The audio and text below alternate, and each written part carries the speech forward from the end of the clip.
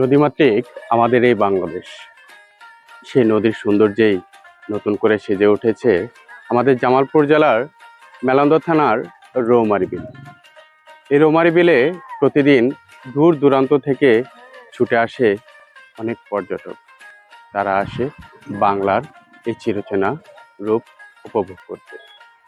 আমরা আজকে এই রৌমারী বিলের সেই নতুন রূপে সাজার যে চিত্রটি, সেটি আপনাদের মাঝে তুলে ধরার চেষ্টা করব।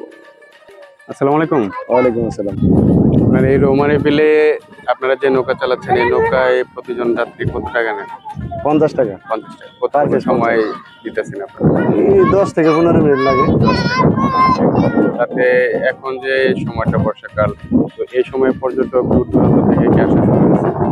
মেলা দূর থেকে আসে, অনেক দূর থেকে আসে। ঢাকা থেকে আসে। ঢাকা থেকেও আসে। এই জামালপুরের এই রৌমারী বিল দেখতে ঢাকা থেকে ঢাকা থেকে লোক আসে।